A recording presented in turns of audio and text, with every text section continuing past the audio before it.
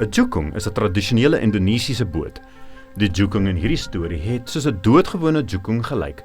Dit was nie 'n besondere kleur nie, was nie 'n spesiale lengte nie, en ook nie 'n spesiale enjin gehad nie, maar baie spesiale passasier opgehad. Leraar Edward het die jukung sien arriveer op die eiland waar hy bly. Hy kon die regering se mediese werkers sien afklim van die boot waar hulle sy dorpie kom besoek. Later sien hy hulle weer op die boot klim en regmaak om te vertrek. Hy vra toe waarheen hulle gaan, net om te hoor dat hulle op pad is na 'n eiland waarheen hy graag wou gaan.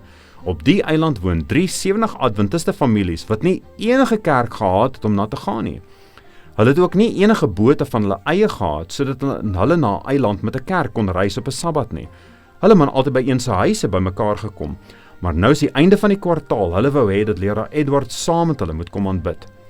Leraar Edward het nie 'n boot van sy eie gehad nie, dus vra hy die mediese werkers of hy saam met hulle kan reis. Hulle het ingestem en die jukung het weggevaar op daardie Vrydagmiddag. Vroom! Die jukung het oor die water gespoed. Die wind het goed gevoel op leraar Edward se gesig. Hy het uitgesien na die aanbidding saam met die dorpsmensies, maar toe is daar skielik 'n storm. Dit het hard gereën en die wind het sterk gewaai, maar die boot het koers gehou deur die rowwe waters. Brum! Skielik het die brum gestop. Die enjin het stil geword. Leraar Edward en die mediese werkers en die boot se kaptein het na mekaar gekyk. Al wat hulle kon hoor was die harde reën wat geval het en die geloei van die sterk wind. Die kaptein van die boot het die koord getrek en probeer om die engine weer in die gang te kry, maar niks het gebeur nie. Hy het weer probeer en weer, maar niks het gebeur nie. Die jukung het nie meer oor die water gespoed nie. Nou was dit oorgelaat aan die genade van die wind en die golwe. Dit het doelloos rondgedryf soos 'n kurkprop in die water. 'n uur het verbygegaan. Toe 2, 3, 4. Die mediese werkers was bang. Almal het gehuil. Hulle het al stories gehoor van bote wat sink in storms en hulle was bang dat hulle sou doodgaan. Die een vrou het, al was sy nie 'n Christen nie, onthou dat leraar Edward 'n Christen was wat in Jesus geglo het en sy het by hom gesmeek om te bid vir die jukung. Op daardie oomblik hoor leraar skielik 'n stem. Die stem was sag en teer. Toe kon hy dit hoor bo die geraas van die reën en die wind. Dit het gesê, sê vir die kaptein om die petrolpyp met die ander spaartank te konnekteer.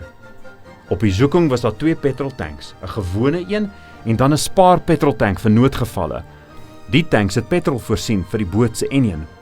Leraar Edward was verbaas om die stem te hoor, maar hy het nie gestry nie. Hy moes net gehoorsaam.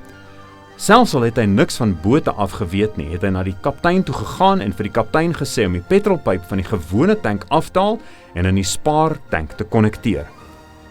Die kaptein het reeds probeer om die pyp met die noodpetroltank te koppel, maar hy het ook nie gestry nie. Hy het ook gevoel dat hy moes gehoorsaam. Hy het onmiddellik weer die petrol uit die gewone tank uitgetrek en met die spaartank gekonnekteer.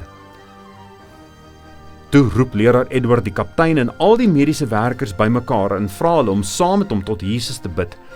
Die mediese werkers het ophou huil en hard probeer luister na leraar Edward se gebed. Here Jesus, ons lewens is werklik in u hande van genade, het die leraar gebid. Mag u wil geskied. Toe draai na die kaptein en gesê, probeer die engine weer. Die kaptein het die koord getrek om die enjin aan te skakel. Vir 'n breukdeel van 'n sekonde het niks gebeur nie. En toe skielik draai die enjin. Tjak, tjak, tjak, tjak, vroom. Al die mediese werkers, inkluisend die vrou wat nie in Jesus geglo het nie, het eenparig uitgeroep, prys die Here. Die reën het nie gestop nie en die wind het ook nie bedaar nie, maar die enjin het bly brul en die jukung het die eiland veilig bereik. Die mediese werkers het onmiddellik vir almal op die eiland vertel dat Jesus hulle lewens gered het. Daardie Sabbat was 'n ekstra spesiale een vir leraar Edward. Hy het nie net nagmaal bedien op die eiland nie, maar hy kon sy eie spesiale sendingverhaal vertel.